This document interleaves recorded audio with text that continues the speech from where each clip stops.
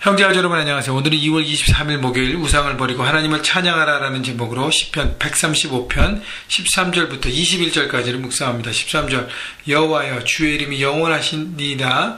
여호와여 주를 기념함이 대대에 이르리이다. 주의 이름이 영원하시다.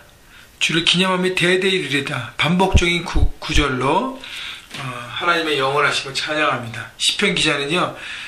이 앞에 135편 12절까지 말씀에서 하나님께서 이스라엘 백성을 통해서 과거에 어떻게 그분께서 광야에서 가나안 정복을 통해서 나라들과 모든 자연들을 역사하시고 다스리신 하나님의 전능하심을 찬양했는데 이제 과거를 찬양했잖아요. 이제 지금부터 영원까지, 물론 하나님이 영원 전부터 영원까지 계셨지만 이 과거는 고백했으니까 이제 지금부터 이 시간에도 또 앞으로 영원히 우리 가운데 역사하실, 영원하게 우리를 다스리시고 우리를 새롭게 하실 하나님을 찬양했다는 것이죠. 지금부터 미래를 바라보는 찬양, 바로 그것이 하나님을 향한 우리의 마음인 것입니다. 과거에 하나님께서 역사하신 것을 바라보고 감사하고 찬양하고, 지금 우리 가운데 역사하신 그 하나님, 함께 계신 그 하나님을 바라보고 찬양하고, 또 미래에 우리를 세우시고 역사하시고 인도하실 하나님을 바라보며 믿음으로 고백하는 것입니다.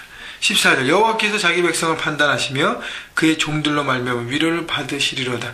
그의 종들로 말미암아 위로를 받으시리라는 것은 좀 해석이 약간 이렇게 애매한데 영어 성경을 보면 해석이 더 명확합니다. For the Lord will vindicate his people and have compassion on his servant. 하나님이 그의 백성을 판단하시고 그 다음에 그의 백성을 compassion, 긍휼함으로 위로함으로 함께 하신다는 것입니다. 그래서 하나님의 백성을 판단하신 공의와 그 다음에 하나님의 위로, 하나님의 긍휼이 사랑입니다. 하나님은 공의의 하나님, 그 다음에 사랑의 하나님입니다. 공의의 하나님이시기 때문에 죄를 반드시 벌하시고 심판하셔야 했습니다. 그런데 이스라엘 백성들 뿐만 아니라 하나님의 모든 자녀들이 심판의 길을 피할 수 있는 사람이 아무도 없었어요. 죄악 때문에. 그래서 그 길을 담당하시기 위해서 예수 그리스도를 보내십니다. 그래서 우리 모든 죄를 담당하게 하십니다. 그래서 예수님이 죄의 대가를 지불하게 하십니다. 그래서 하나님의 공의로움과 하나님의 사랑이 다 보여지는 그 하나님의 놀라운 사랑의 두 양면을 바라보고 그 하나님을 찬양하는 것이죠. 그래서 하나님의 그 모든 것들을 바라보고 나가는 것이 중요한 것입니다. 왜냐하면 하나님을 제대로 알아야 하나님을 찬양할 수 있습니다. 여러분, 아는 만큼 우리는 예배할 수 있어요.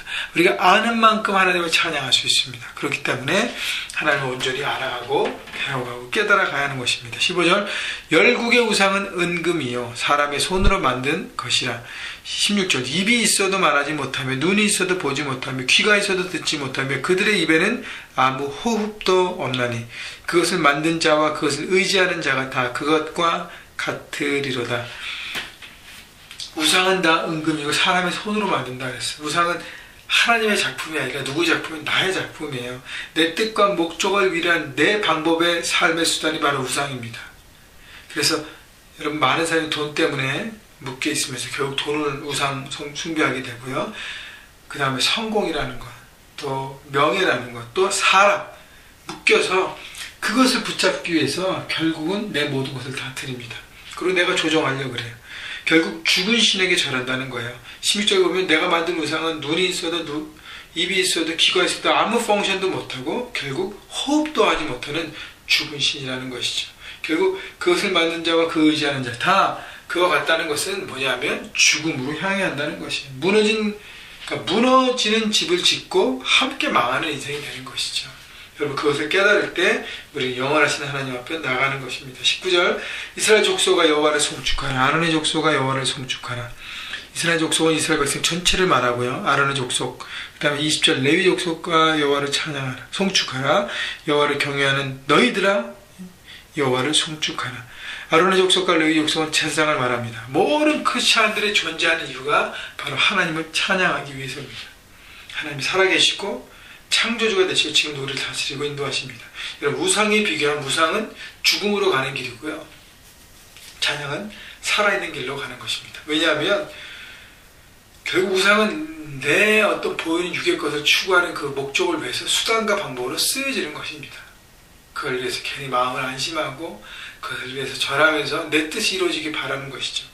결국 내 뜻, 내 육정으로 이루어진 모든 뜻은 결국 썩어 없어질 것이 아닙니까? 그렇기 때문에 그것을 바라보지 않고 살아계신 하나님, 역사하신 하나님, 지금도 우리 삶을 주관하시는 영원하신 하나님을 바라보라는 것이죠. 그때 모든 백성이 찬양해야 되는데 아까도 얘기했지만 모든 크리스찬의 존재 이유는 찬양입니다. 그런데 그 가운데 우리는 아론의 족속과 레위 족속을 부르셨다는 것은 제사장으로 부르신 것이에요. 여러분의 삶의 현장에 하나님이 제사장으로 부르셨습니다. 여러분 가정의 제사장으로, 여러분 학생이라면 학교의 제사장으로, 직장이라면 직장, 일터의 제사장으로 부르셨어요. 그곳에서 제사장으로서 하나님을 찬양하는 것이죠. 제사장은 모든 예배의 선봉에 서서 모든 백성들의 죄악을 고백하고 하나님께 나가는 다리 역할을 하는 것입니다. 결국에 뭐냐면 삶 현장에 맞는 모든 사람들을 찬양하는 사람들, 예배하는 사람들로 만들고 섬기라는 것입니다. 여러분 예배와 찬양은 입술로만 고백이 아니라 삶으로 고백할 수 있도록 내가 섬기고 그들을 돕고 복음을 듣게 하고 하나님의 생명의 말씀을 듣게 하고 자기 삶을 드리게 하면서 온전한 예배자로 서가게 하는 것입니다. 21절 예루살렘에 계시는 여호와는 시온에서 찬송을 받으실지어다. 할렐루야. 예루살렘에 계시는 여호와는 시온에서 찬송을 받으신다는 것은 하나님의 찬양 가운데 임재하신다는 거예요. 여러분 하나님을 찬양하면서 하나님의 임재를 경험하지 못하면 뭔가 잘못되는 것이죠. 내 마음의 중심과 그 다음에 내 마음의 뜻과 내 모든 것들이 무엇을 향해 있는지를 생각해 보십시오. 여러분 내가 찬양할 때 다른 사람이 나를 어떻게 생각할까? 여러분 다 모든 생각을 저버리시고요. 하나님만 바라보십시오. 하나님만 생각하십시오. 여러분 그분 앞에 자녀로 서 있고요. 삶의 현장에서 제사장으로 나가는 것입니다. 그래서 하나님의 임재를 경험하고 찬양 가운데 우리 안에 우리의 마음을 다스리시고 우리 가운데 은혜를 부어주시고 우리를 회복시켜주시고 우리 가운데 능력과 힘을 부어주시는 하나님을 경험할 때 우리는 그 찬양의 자리로 또 나갈 수 있는 것입니다. 왜냐하면 하나님의 능력으로 살아가는 삶을 살아가기 때문인 것입니다. 여러분 오늘도 삶 현장에서 하나님을 찬양하시고 순간순간 여러분 입술로 고백하시고 삶으로 들으셔서 하나님의 능력의 통로, 임재를 경험하시고 오늘 하루도 주님 안에서 다이나믹한 삶을 살아가시기를 주님의 이름으로 축원합니다.